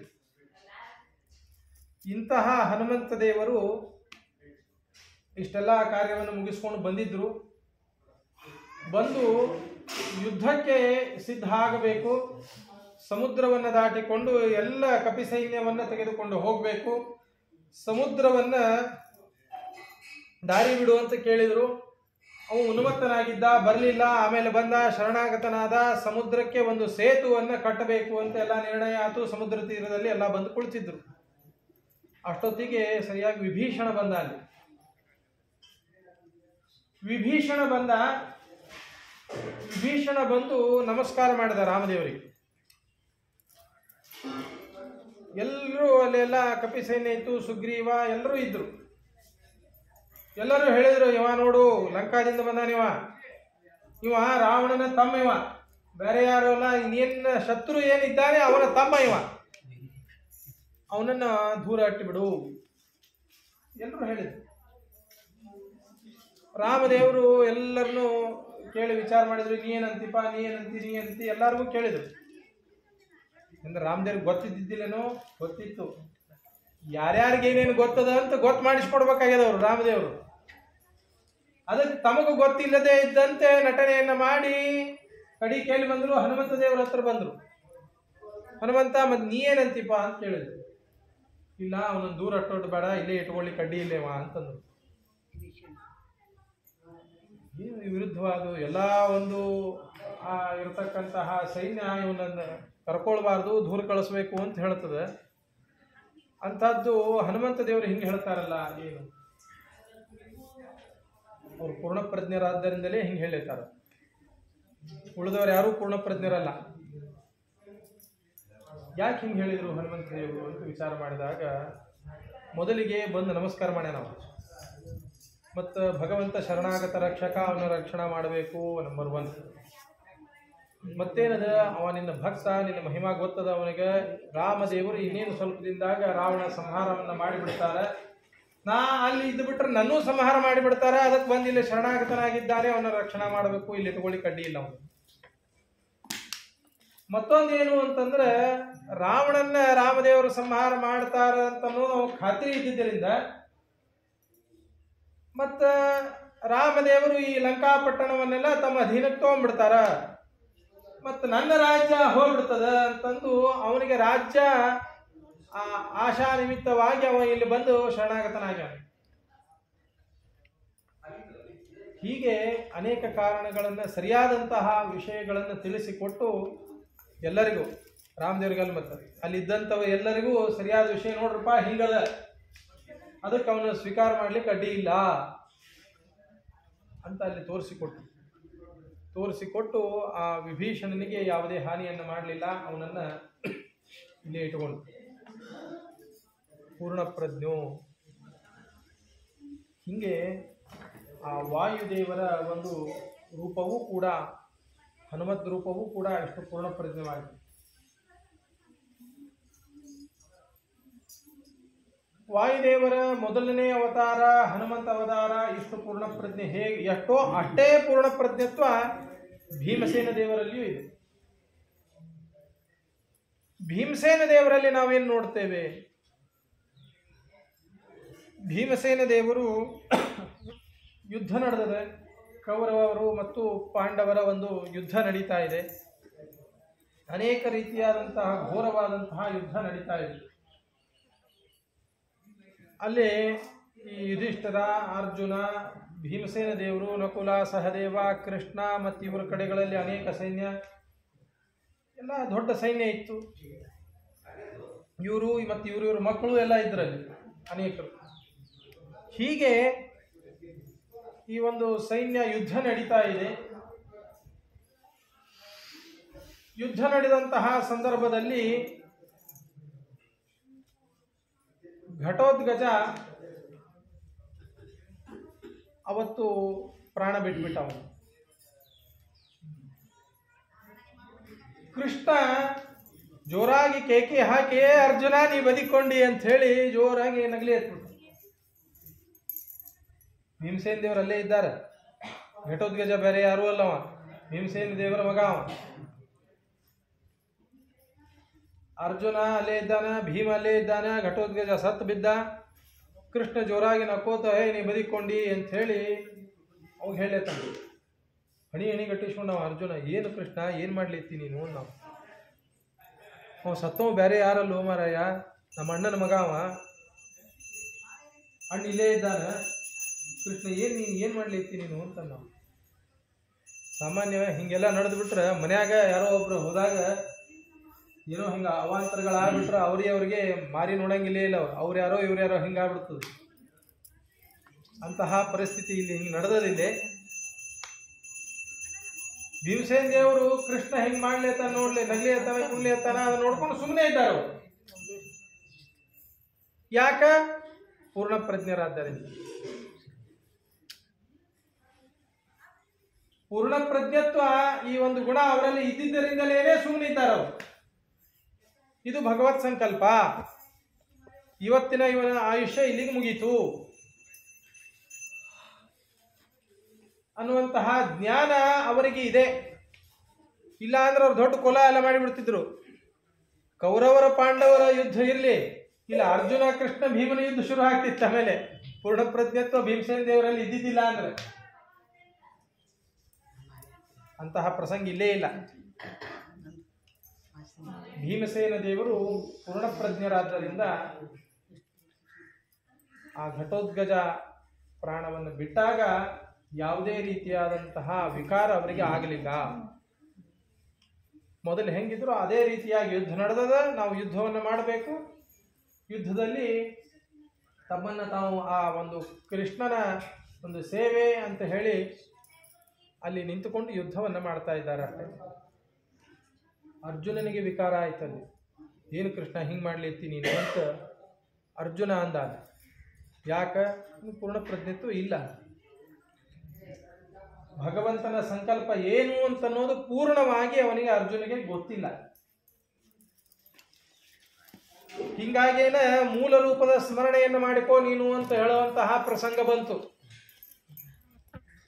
ಅರ್ಜುನನ ಒಂದು ಮೂಲ ರೂಪ ಇಂದ್ರ ರೂಪದ ಸ್ಮರಣೆಯನ್ನು ಮಾಡ್ಕೋ ನಿನಗೆ ಶಕ್ತಿ ಬರ್ತದೆ ಅಂತನ್ನುವಂತಹ ಪ್ರಸಂಗ ಬಂತು. ಭೀಮಸೇನ ದೇವರಿಗೆ ಆ ರೀತಿಯಾಗಿ ಇಲ್ಲ. ಮೂಲ ರೂಪದ ವಾಯುದೇವರ ರೂಪ ಯಾವ ರೀತಿಯಾಗಿ ಬಲಾತ್ಮಕವಾಗಿದೋ ಜ್ಞಾನಾತ್ಮಕವಾಗಿದೋ ಅದೇ ರೀತಿಯಾದಂತಹ ಒಂದು ಸಾಮರ್ಥ್ಯ ಭೀಮಸೇನ ದೇವರಲ್ಲಿಯೂ ಇದೆ. ಹೀಗಾಗಿ ಅವರಿಗೆ ಯಾವುದೇ ರೀತಿಯಾದಂತಹ ಮೂಲ ರೂಪದ ಸ್ಮರಣೆಯನ್ನು ಮಾಡಿಕೊಂಡು ಶಕ್ತಿಯನ್ನು ಪಡೆದು ಯುದ್ಧ ಮಾಡಬೇಕು ಅನ್ನುವಂತಹ ಪ್ರಸಂಗವಿಲ್ಲ. ಮೂಲ ರೂಪದ ಸ್ಮರಣೆಯಂತಾಗಲಿ ಅಥವಾ ಬೇರೆ ರೀತಿಯಾದಂತಹ ಪ್ರಯತ್ನವನ್ನು ಮಾಡಿ ಜ್ಞಾನವನ್ನು ಪಡೆದುಕೊಳ್ಳಬೇಕು ಅನ್ನುವಂತಹ ಪ್ರಸಂಗವಿಲ್ಲ. ಎಲ್ಲ ರೂಪಗಳಲ್ಲಿಯೂ ಬಳಿತ್ಥ ತದ್ವಪುರುಷೇ.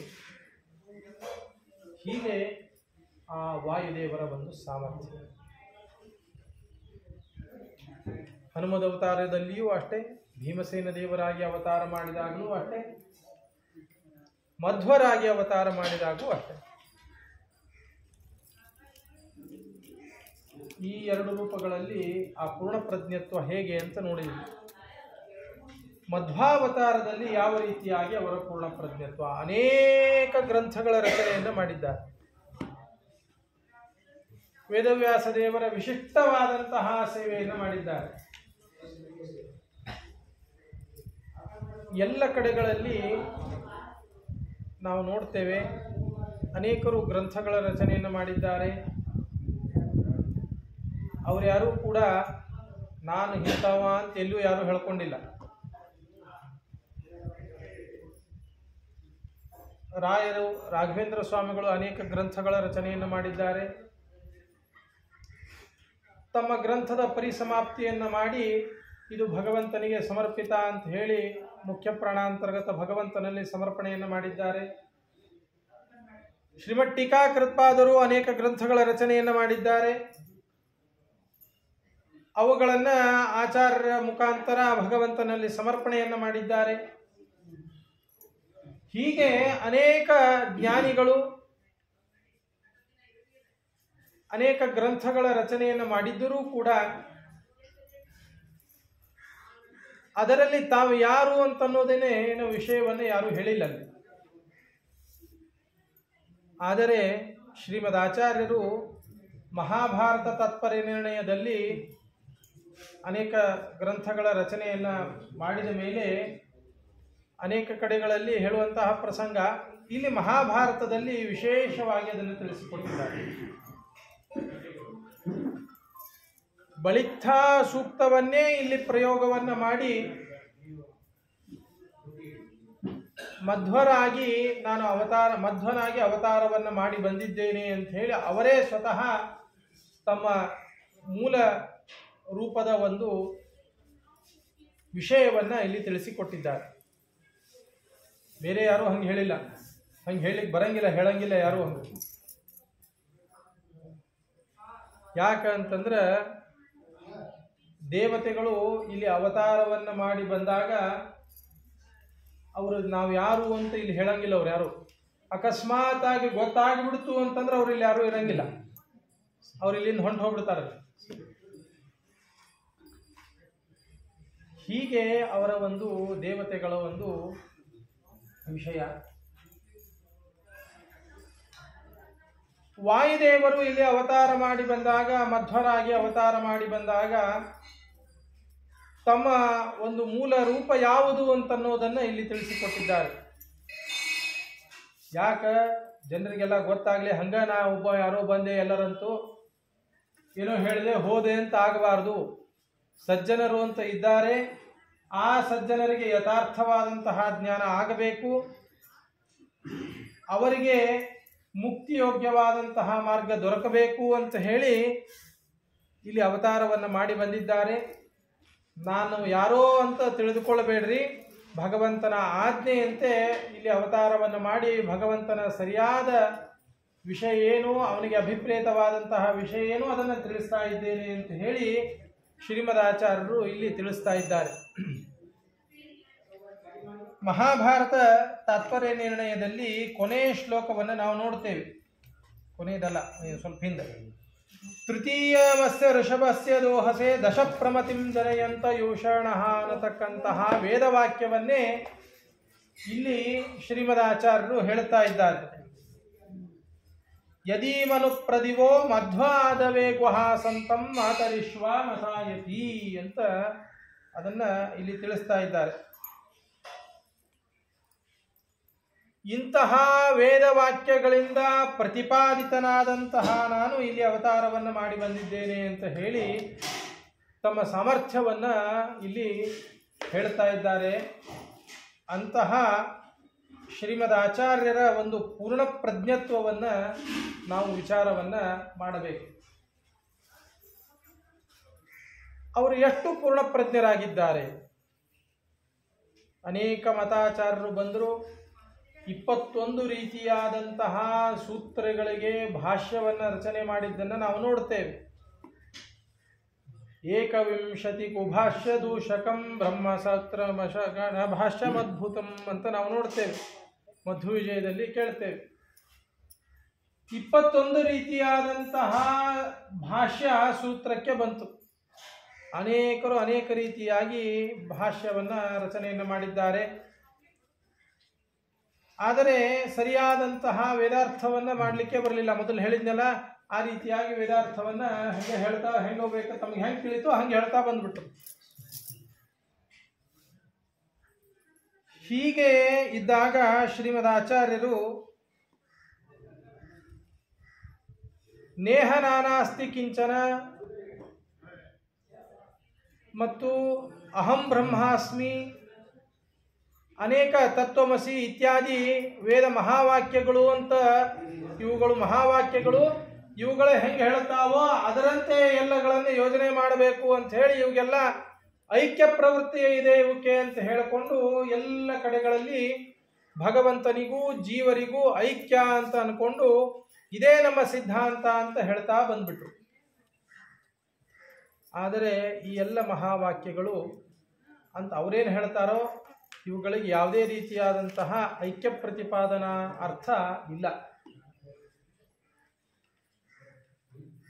ಅಹಂ ಬ್ರಹ್ಮಾಸ್ಮಿ ಅನ್ನತಕ್ಕಂತಹ ವೇದವನ್ನು ನಾವು ನೋಡಿದಾಗ ಅಹಂ ಅಂತಂದರೆ ನಾನು, ಇದೇನಿದು ಅಸ್ಮದ್ ಶಬ್ದ. ಇದು ಅಹಂ ಅಂತಂದಾಗ ಅಸ್ಮತ್ ಶಬ್ದ. ದೇಸಾರ್ ನಿಮ್ಗೆ ತಿಳಿತದೆ, ಉಳಿದವ್ರಿಗೆ ಗೊತ್ತಾಗ್ಲಿಕ್ಕಿಲ್ಲ, ಆದರೆ ಕೇಳ್ರಿ. ಅಹಂ ಅಂತಂದಾಗ ಅಸ್ಮತ್ ಶಬ್ದ, ಅಹಂ ಆವಾಂ ವಯಂ ಅಂತ ಹೇಳಿ ಇದರ ರೂಪ. ಪ್ರಥಮ ವಿಭಕ್ತಿ ಏಕವಚನವಾದಂತಹ ಇದು ಶಬ್ದ ಅಹಂ ಅಂತನ್ನೋದು. ಈ ಅಹಂ ಅನ್ನತಕ್ಕಂತಹ ಪ್ರಥಮ ವಿಭಕ್ತಿಯ ಒಂದು ಈ ಅರ್ಥವನ್ನ ಸಪ್ತಸು ಪ್ರಥಮ ಅಂತ ಹೇಳಿ ವ್ಯಾಕರಣ ನಿಯಮ. ಈ ಪ್ರಥಮ ವಿಭಕ್ತಿಯ ಒಂದು ಶಬ್ದವನ್ನು ಎಲ್ಲಾ ವಿಭಕ್ತಿಯ ಅರ್ಥದಲ್ಲಿಯೂ ತಗೊಳ್ಳಿಕ್ಕೆ ಬರ್ತದೆ. ಹಿಂಗೆ ತಗೊಂಡಾಗ ಹಿಂಗೆ ತಗೊಳ್ಬೇಕು. ಇದನ್ನ ಬರೇ ನಾನೇ ಬ್ರಹ್ಮ ಅಂತ ತಗೊಂಡ್ಬಿಟ್ರೆ ಅದು ಅಬದ್ಧ ಅರ್ಥ ಆಗಿಬಿಡ್ತದೆ. ಅದಕ್ಕೆ ನಾನು ಬ್ರಹ್ಮ ಅಂತಂದಾಗ ನನ್ನಲ್ಲಿ ಬ್ರಹ್ಮ ಅಂತನ್ನುವಂತಹ ಅರ್ಥವನ್ನು ತೆಗೆದುಕೊಂಡು, ಸಪ್ತಮಿ ವಿಭಕ್ತಿಯ ಅರ್ಥವನ್ನು ತೆಗೆದುಕೊಂಡು ನನ್ನಲ್ಲಿ ಬ್ರಹ್ಮನಿದ್ದಾನೆ ಎನ್ನುವಂತಹ ಅರ್ಥವನ್ನು ನಾವು ಹೇಳಬೇಕು. ಹೀಗೆ ಹೇಳಿದಾಗ ಮಾತ್ರ ಸರಿಯಾಗಿ ಅರ್ಥ ಆಗ್ತದೆ. ಇಲ್ಲದೆ ಹೋದರೆ ಆಯ್ತು ನಾನೇ ಬ್ರಹ್ಮ ಅಂತಲೇ ಇಟ್ಕೊಳ್ಳೋಣ. ಇಲ್ಲೇನು ವೇದ ಹೇಳ್ತಾ ಇದೆ ಆ ರೀತಿಯಾಗೇನೆ ಶಬ್ದಕ್ಕೆ ಸರಿಯಾಗಿ ಅರ್ಥ ಏನು, ನಾನು ಬ್ರಹ್ಮ ಅಂತ, ನಾನೇ ಬ್ರಹ್ಮ ಅಂತ ಅಂದ್ಕೊಳ್ಳೋಣ. ಬ್ರಹ್ಮ ಅಂತಂದಾಗ ಬ್ರಹ್ಮ ಶಬ್ದಕ್ಕೆ ಅರ್ಥ ಏನು ಅಂತ ನೋಡ್ಬೇಕು. ಬ್ರಹ್ಮ ಅಂತಂದಾಗ ಗುಣಪೂರ್ಣ ಅಂತ ಅರ್ಥ. ಅದಕ್ಕೆ ಬ್ರಹ್ಮ ಶಬ್ದಕ್ಕೆ ಗುಣಪೂರ್ಣ ಅಂತ ಅರ್ಥ. ನಾನು ಬ್ರಹ್ಮ ಅಂತಂದಾಗ ಏನಾಯ್ತು, ನಾನು ಗುಣಪೂರ್ಣ ಅಂತ ಅರ್ಥ ಬಂತು. ಇದು ಅನುಭವಕ್ಕೆ ವಿರುದ್ಧವಾದಂತಹ ಒಂದು ವಿಷಯ. ಗುಣಪೂರ್ಣನಾಗಿದ್ದೇನೆ ನಾನು ಅಂತ ವಿಚಾರ ಮಾಡ್ರಿ. ನಾನು ಬ್ರಹ್ಮ ಅಂತಂದಾಗ ಗುಣಪೂರ್ಣನಾಗಿದ್ದೇನೆ ನಾನು ಅಂತ ವಿಚಾರ ಮಾಡಬೇಕು. ಅನೇಕ ದೋಷಗಳೇ ನಮಗೆ ಕೂಡಿಬಿಟ್ಟಾವ. ಗುಣಗಳು ಅಂತ ಅನ್ನೋದು ನಮ್ಮಲ್ಲಿ ಇಲ್ಲೇ ಇಲ್ಲ. ಅನೇಕ ದೋಷಗಳಿಂದ ಕೂಡಿದಂತಹ ನಾವು ಇವತ್ತು ಬುಡ್ರಶಿಂಗಿಗೆ ಹೋಗಬೇಕು ಅಂತ ಅನ್ಕೊಂಡಿರ್ತೀವಿ. ಮನೆಯಾಗೇನೋ ಒಂದು ತಾಪತ್ರೆ ಬರ್ತದೆ, ಹೋಗ್ಲಿಕ್ಕೆ ಆಗಂಗಿಲ್ಲ. ನಾವು ಅನ್ಕೊಂಡಿದ್ದು ಒಂದು ಬೇರೆ, ಆಗಿದ್ದೊಂದು ಬೇರೆ. ನಾವು ಗುಣಪೂರ್ಣರಾಗಿದ್ವಿ ಅಂತಂದ್ರೆ ನಾವು ಅನ್ಕೊಂಡಿದ್ದು ಆಗಬೇಕು. ಇವತ್ತು ಆ ಪ್ರಾಣದೇವರಿಗೆ ಕಡುಬಿನ ನೈವೇದ್ಯವನ್ನು ಮಾಡ್ಯಾರ, ಇವತ್ತೊಂದು 10 ಕಡುಬು ತಿನ್ನಬೇಕು ಅಂತ ಅನ್ಕೋತೀವಿ, ಒಂದೂ ತಿನ್ಲಿಕ್ಕೆ ಆಗಂಗಿಲ್ಲ ನಮಗೆ. ಯಾಕೆ? ನಮಗೆ ಸಾಮರ್ಥ್ಯನೇ ಇಲ್ಲ. ನಾವು ಗುಣಪೂರ್ಣರಲ್ಲೇ ಅಲ್ಲ. ಹಿಂಗಾಗಿ ಅಹಂ ಬ್ರಹ್ಮಾಸ್ಮಿ ಅಂತಂದಾಗ ನಾನು ಬ್ರಹ್ಮ ಅಂತ ಅನ್ನೋದು ಕೂಡೋದೇ ಇಲ್ಲ. ಸುಮ್ಮನೆ ಹಂಗೆ ಅನ್ಕೊಳ್ಳೋಣ, ಆ ಶಬ್ದಕ್ಕೆ ಅರ್ಥ ಹಂಗೆ ಅನ್ಕೊಳ್ಳೋಣ ಅಂತ ಅನ್ಕೊಂಡು ಮುಂದೆ ವಿಚಾರ ಮಾಡಿದಾಗಲೂ ಕೂಡ ಅಹಂ ಬ್ರಹ್ಮಾಸ್ಮಿ ಅಂತ ಅನ್ನೋದು ಕೂಡೋದೇ ಇಲ್ಲ. ನನ್ನಲ್ಲಿ ಬ್ರಹ್ಮನಿದ್ದಾನೆ ಎನ್ನುವಂತಹ ಅರ್ಥವನ್ನು ನಾವು ಹೇಳಬೇಕು. ಹೀಗೆ ಎಲ್ಲ ಕಡೆಗಳಲ್ಲಿಯೂ ಕೂಡ ವೇದ ಮೇಲೆ ತೋರೋದು ಒಂದು ಅರ್ಥ, ಇದು ಹೇಳೋದು ಒಂದು ಅರ್ಥ. ಅದಕ್ಕೆ ಅಭಿಪ್ರೇತವಾದಂತಹ ಅರ್ಥ ಮತ್ತೊಂದು. ದರ್ಶನ, ಗುಹ್ಯ, ಸಮಾಧಿ ಅನೇಕ ಈ ರೀತಿಯಾದಂತಹ ಭಾಷೆಗಳಲ್ಲಿ ವೇದ ಹೇಳುತ್ತದೆ. ಹೀಗೆ ನೇಹನಾನಾಸ್ತಿ ಕಿಂಚನ ಅಂತ ವೇದದ ವಾಕ್ಯ. ಭಗವಂತನ ವಿಷಯದಲ್ಲಿ ಇದನ್ನು ನಾವು ಸರಿಯಾಗಿ ಜೋಡಿಸಿಕೊಂಡು ನೇಹನಾನಾಸ್ತಿ, ಇಹ ಈ ಬ್ರಹ್ಮನಲ್ಲಿ ನಾನಾ ನಾಸ್ತಿ. ನಾನಾ ಅಂದರೆ ಬೇರೆ ಬೇರೆ ವಿಧ ವಿಧವಾದಂಥದ್ದು ಇಲ್ಲ, ಅಂದರೆ ಎಲ್ಲ ಒಂದೇ. ಎಲ್ಲ ಒಂದೇ ಅಂತಂದ್ರೇನು? ರಾಮನು ಒಂದೇ, ಕೃಷ್ಣನು ಒಂದೇ, ಮತ್ತು ನರಸಿಂಹನು ಒಂದೇ, ವರಾಹನು ಒಂದೇ, ಇನ್ನಿತರ ಅನೇಕ ಋಷಭ, ಮಹಿದಾಸ, ಯಜ್ಞ, ಧನ್ವಂತರಿ ಅನೇಕ ರೂಪಗಳಲ್ಲಿಯೂ ಕೂಡ ಐಕ್ಯವನ್ನು ಪ್ರತಿಪಾದನೆಯನ್ನು ಮಾಡಬೇಕು. ಭಗವಂತನ ರೂಪ ಒಂದೇ ಆಗಿದೆ, ಇದು ಎಳ್ಳಷ್ಟು ಭೇದವಿಲ್ಲ ಅಂತ ತಿಳ್ಕೊಳ್ಬೇಕು. ಮೂಲ ರೂಪಕ್ಕೂ ಅವತಾರ ರೂಪಗಳಿಗೂ ಕೂಡ ಎಳ್ಳಷ್ಟು ಯಾವುದೇ ರೀತಿಯಾದಂತಹ ಭೇದವಿಲ್ಲ. ಇಲ್ಲೇ ತಾತ್ಪರ್ಯದಲ್ಲಿ ನಾವು ನೋಡ್ತೇವೆ, ಗರುಡ ದೇವರು ಆ ನಾರಾಯಣನ ಒಂದು ಕಿರೀಟವನ್ನು ತೆಗೆದುಕೊಂಡು ಹೋಗ್ತಾ ಇದ್ದರು. ಆವಾಗ ನಾರದರು ಇಲ್ಲಿ ನಿಂತು ಆ ಕೃಷ್ಣನ ಒಂದು ಸ್ತೋತ್ರ ಮಾಡ್ತಿರ್ತಾರೆ. ಆ ಒಂದು ಸಂದರ್ಭದಲ್ಲಿ ಗರುಡ ದೇವರು ಬಂದು ಆ ಕಿರೀಟವನ್ನು ಕೃಷ್ಣನ ತಲೆ ಮೇಲೆ ಇಟ್ಬಿಟ್ರು. ಅದು ಸರಿಯಾಗಿ ಆ ಕೃಷ್ಣನಿಗೆ ಸೆಟ್ ಆಗ್ತದೆ. ಅಂದರೆ ಭಗವಂತ ಏನು ತೋರಿಸಿಕೊಡ್ಲಿ ಇರ್ತಾನೆ ಅಂತಂದರೆ, ಆ ಮೂಲ ರೂಪಿಯಾದಂತಹ ನಾರಾಯಣ, ಅವತಾರ ರೂಪಿಯಾದಂತಹ ಕೃಷ್ಣ, ಅವನಾಗಿ ಇವನಿಗೆ ಬರ್ತದೆ. ಆ ಸೈಜ್ ವ್ಯತ್ಯಾಸ ಆಯ್ತು, ಅದು ಎಕ್ಸ್ ಅದ, ಇದು ಎಕ್ಸೆಲ್ ಅದ, ಇದು ಮೀಡಿಯಮ್ ಅದ, ಸ್ಮಾಲ್ ಅದ, ಹಂಗೆ ಸೈಜ್ ಬರಲಿ, ಎಕ್ಸ್ಚೇಂಜ್ ಮಾಡ್ಕೊಂಬರ್ರಿಪ್ಪ ಅಂತ ಗರುಡ ದೇವರಿಗೆ ಏನು ಹೇಳಲಿಲ್ಲ. ಯಾಕೆ? ಆ ಮೂಲ ರೂಪ ಯಾವ ರೀತಿಯಾಗಿ ಪೂರ್ಣವಾಗಿದೋ ಅಷ್ಟೇ ಪೂರ್ಣ ಕೃಷ್ಣ ರೂಪನೂ ಪೂರ್ಣವಾಗಿದೆ. ಆದ್ದರಿಂದ ನಾರಾಯಣನ ಒಂದು ಕಿರೀಟ ಏನಿದೆ ಅದು ಬರೋಬ್ಬರಿ ಇದಕ್ಕೆ ಅವತಾರ ರೂಪ ಕೃಷ್ಣ ರೂಪಕ್ಕೂ ಬರೋಬ್ಬರಿ ಕೂತ್ಕೊಳ್ಳಿ. ಈ ವಿಷಯಕವಾಗಿ ನೇಹನಾನಾಸ್ತಿ ಕಿಂಚನ ಅನ್ನುವಂತಹ ಶ್ರುತಿ ಹೊರಟಿದೆ. ಅವತಾರಗಳಲ್ಲಿ ಎಳ್ಳಷ್ಟು ಭೇದವಿಲ್ಲ. ಮೂಲ ರೂಪಕ್ಕೂ ಅವತಾರ ರೂಪಕ್ಕೂ ಯಾವುದೇ ರೀತಿಯಾದಂತಹ ಭೇದ ಚಿಂತನೆಯನ್ನು ಮಾಡಬೇಡ್ರಿ. ಇತರರು ಏನು ಮಾಡಿಬಿಟ್ರು? ನೇಹನಾನಾಸ್ತಿ ಕಿಂಚನ, ಜೀವರಿಗಳಿಗೆ ಬ್ರಹ್ಮನಿಗೆ ಯಾವುದೇ ರೀತಿಯಾದಂತಹ ವ್ಯತ್ಯಾಸವಿಲ್ಲ, ಐಕ್ಯವಿದೆ ಅಂತ ಹೇಳಿಬಿಟ್ರು. ಆಯಿತು, ಐಕ್ಯ ಇದೆ ಅಂತ ನಾವು ತಿಳಿದುಕೊಳ್ಳೋಣ. ಅವ್ರು ಹೇಳಿರ್ತಾರಲ್ಲ ಹಂಗೆ ಇದೆ ಅಂತ ಅನ್ಕೊಂಡು ಮುಂದೆ ಹೊಂಡೋಣ, ವಿಚಾರ ಮಾಡೋಣ. ಸ್ವಲ್ಪ ಏನಾಗಬೇಕಾತು? ನನಗ ದುಃಖ ಆಯ್ತು ಅಂತಂದ್ರೆ ಆ ಬ್ರಹ್ಮನಿಗೂ ದುಃಖ ಆಗ್ಬೇಕಾತು. ಎಲ್ಲ ಜೀವರಿಗೂ ಕೂಡ ಐಕ್ಯ ಇದೆ ಅಂತಂದಾಗ ಅಲ್ಲೆಲ್ಲೋ ಕೂತವ ಕಪಾಳಕ್ಕೆ ಹೊಡೆದ್ರೆ ಇಲ್ಲಿ ಕೂತವ ಕಪಾಳಕ್ಕೂ ನೋವಾಗಬೇಕಾಗ್ತದ, ತ್ರಾಸ ಆಗ್ಬೇಕಾತ ಇವಾಗ. ಯಾಕ? ಐಕ್ಯದ ಪರಸ್ಪರ. ಸಾಮಾನ್ಯವಾಗಿ ನಾವು ಈ ಲೋಕಲ್ ಏರಿಯಾ ಕನೆಕ್ಷನ್ ಅಂತ ಇರ್ತದೆ. ಎಲ್ಲ ಸಾಫ್ಟ್ವೇರ್ ಕಂಪ್ನಿ ಒಳಗೆ 10 ಟೇಬಲ್ ಮೇಲೆ 10 ಕಂಪ್ಯೂಟರ್ ಇಟ್ಟಿರ್ತಾರೆ. ಅಲ್ಲಿ ಕೂತು ಟೈಪ್ ಮಾಡಿದ್ರು ಇವಂಗೆ ಎಲ್ಲ ಡಾಟಾ ಎಂಟ್ರಿ ಮಾಡಿದ್ರು ಇವಂಗೂ ಗೊತ್ತಾಗಬೇಕಾಗ್ತದೆ. ಪ್ರತಿಯೊಬ್ಬರು ಇಲ್ಲೆಲ್ಲ ಇವೆಲ್ಲ ಏನು ಕ್ಲೈಂಟ್ಸ್ ಕೇಳಿರ್ತಾರ, ಅದ್ರ ತಕ್ಕಾಗಿ ಏನು ಆ ಕಸ್ಟಮರ್ ರಿಲೇಷನ್ ಆಫೀಸರ್ ಅವ ಎಂಟ್ರಿ ಮಾಡಿರ್ತಾನೆ, ಮೇಲೆ ಬಾಸಿಗೂ ಅದು ಗೊತ್ತಾಗಬೇಕಾಗ್ತದೆ. ಆವಾಗ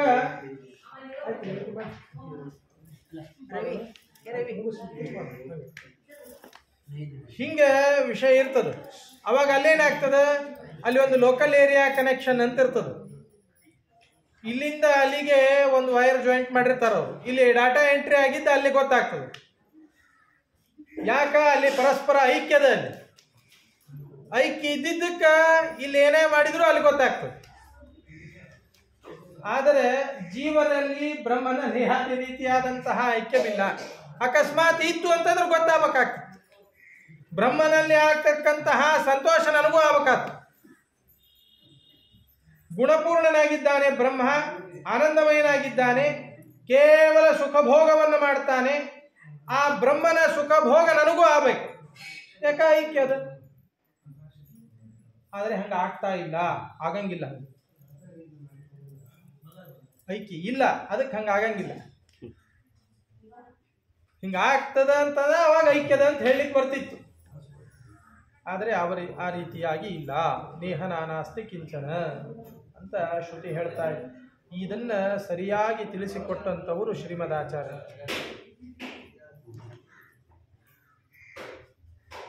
ಅನೇಕ ರೀತಿಯಾದಂತಹ ಶಬ್ದ ಪ್ರಯೋಗಗಳನ್ನು ನಾವು ನೋಡ್ತೇವೆ. ನಮ್ಮ ಮನ್ಯಾಗ ಬಾವಿ ಇರ್ತದೆ. ಬಾವಿಗೆ ಸ್ನಾನಕ್ಕೆ ಹೋಗಿರ್ತೀವಿ, ನೋಡ್ತೀವಿ ಸ್ನಾನಕ್ಕೆ ನಿಂತಾಗ ಹಗ್ಗಿರಂಗೇ ಇಲ್ಲ. ಅಲ್ಲಿ ನಿಂತಿರ್ತಾನೆ ಮಗ, ಯಾರೋ ನಿಂತಿರ್ತಾನೆ, ತಮ್ಮನೋ ಅಣ್ಣನೋ ಯಾರೋ ನಿಂತಿರ್ತಾರೆ. ಅಲ್ಲಿ ಬಿದ್ದ ನೋಡು ಹಗ್ಗದ ಸುಳ್ಳಿ ತೊಗೊಂಬ ಅಂತೀವಿ. ಏನಂತೀವಿ? ಹಗ್ಗದ ಸುಳ್ಳಿ ಅಲ್ಲಿ ಬಿದ್ದ ನೋಡು ತಗೊಂಬ ಅಂತೀವಿ. ಹಿಂಗ ಶಬ್ದ ಪ್ರಯೋಗ ಹಿಂಗ ಮಾಡ್ತೀವಿ ನಾವೆಲ್ಲ. ಸ್ವಲ್ಪ ವಿಚಾರ ಮಾಡ್ಬೇಕಿಲ್ಲ. ಹಗ್ಗದ ಸುಳ್ಳಿ ಅಂತಂದಾಗ ಹಗ್ಗನೇ ಸುಳ್ಳಿದು, ಹಗ್ಗ ಬೇರೆ ಸುಳ್ಳಿ ಬೇರೆ ಅಲ್ಲ. ಹಗ್ಗನೇ ಸುಳ್ಳಿಯಾಗಿ ಬಿದ್ದದು. ಹಗ್ಗದ ಸುಳ್ಳಿ ಅಂತಂದಾಗೇನು, ಇದು ನನ್ನ ಶಲ್ಯ ಅಂದಾಗೇನು, ನಾ ಬೇರೆ ನನ್ನ ಶಲ್ಯ ಬೇರೆ ಇದೆ. ಹಂಗೆ ಹಗ್ಗದ ಸುಳ್ಳಿ ಅಂತ ಶಬ್ದ ಪ್ರಯೋಗ ಮಾಡಿದಾಗ ಹಗ್ಗ ಬೇರೆ ಸುಳ್ಳಿ ಬೇರೆ ಆಗ್ಬೇಕಾತು. ಆದರೆ ಹಂಗಿಲ್ಲ, ಹಗ್ಗನೇ ಸುಳ್ಳಿಯಾಗಿ ಬಿದ್ದದು. ಇಂತಹ ಪ್ರಯೋಗಗಳನ್ನು ನಾವು ಮಾಡ್ತೇವೆ. ಇಂತಹ ಪ್ರಯೋಗಕ್ಕೆ ಅರ್ಥ ಏನು? ಹಗ್ಗದ ಸುಳ್ಳಿ ಅಂತಂದಾಗ ಹಗ್ಗನೇ ಸುಳ್ಳಿಯಾಗಿ ಬಿದ್ದಾಗ ಆ ಪ್ರಯೋಗವನ್ನು ನಾವು ಹೆಂಗೆ ಮಾಡ್ತೇವೋ ಆ ರೀತಿಯಾಗಿ ನಾವು ಒಂದು ವಿಶೇಷವನ್ನು ಒಪ್ಪಿಕೊಂಡು ಪ್ರಯೋಗವನ್ನು ಮಾಡ್ತೇವೆ. ಆ ಹಗ್ಗಕ್ಕೂ ಸುಳ್ಳಿನೂ ಒಂದೇ ಆಗಿದ್ದರೂ ಕೂಡ ಭೇದ ವ್ಯವಹಾರವನ್ನು ಮಾಡಿದ್ವಿ. ಹಗ್ಗ ಸುಳ್ಳಿ ಒಂದೇ ಆಗ್ಯದ, ಒಂದೇ ಆದರೂ ಕೂಡ ಅಲ್ಲೇ ಭೇದ ವ್ಯವಹಾರವನ್ನು ಮಾಡಿದ್ವಿ. ಹಗ್ಗದ ಸುಳ್ಳಿ ಅಂತಂದ್ವಿ. ಮತ್ತೊಂದು ಕಡೆ ಏನು ಮಾಡ್ತೀವಿ? ಭೇದ ಅದ. ಭೇದ ಇದ್ದಾಗ ಅಭೇದವನ್ನು ಪ್ರಯೋಗ ಮಾಡ್ತೀವಿ. ಯಾವಾಗ? ಇಲ್ಲಿ ಊಟ ಮುಗಿಸ್ಕೊಂಡು ಹೋಗೋ ಮುಂದೆ ಅಲ್ಲಿ ಹೈವೇಕ್ ನಿಂತಿರ್ತೀವಿ. ಆಟೋ ಆಟೋ ಬಾಯಿಲೆ ಅಂತ ಕರಿತೀವಿ. ಆದರೆ ಅದು ಬರ್ತದದು ಆಟೋ. ಅದು ಏನದ, ಅಲ್ಲಿ ಯಾವುದೇ ರೀತಿಯಾದಂತಹ ಅದರಲ್ಲಿ ಕ್ರಿಯಾ ಇತ್ಯಾದಿಗಳಿಲ್ಲ. ಅದು ಪೂರ್ಣ ಆ ಆಟೋ ರಿಕ್ಷಾ ಡ್ರೈವರ್ ಹೊಡೆಯವೇನಿದ್ದಾನೆ ಅವನ ಅಧೀನ ಆಗ್ಯದ. ಅವ ಬೇರೆ, ಇದು ಬೇರೆ. ಅದು ಆಟೋ ಬೇರೆ, ಇವ ಬೇರೆ, ಅದಕ್ಕೆ ಕೇಳಂಗಿಲ್ಲ. ಆದರೆ ಆಟೋ ಅಂತ ಹೊರದಾಗ ಅವನ ಬರ್ತಾನ ಅಂತ ಅನ್ನೋದನ್ನು ಖಾತ್ರಿ ಇಟ್ಕೊಂಡು ಅಲ್ಲಿ ಹೆಂಗೆ ಅಭೇದ ಪ್ರಯೋಗವನ್ನು ಮಾಡ್ತೀವಿ. ಇದು ನಮಗೆ ಗೊತ್ತೇ ಇಲ್ಲ, ಹೀಗೆಲ್ಲ ನಾವು ಮಾಡ್ತೀವಿ.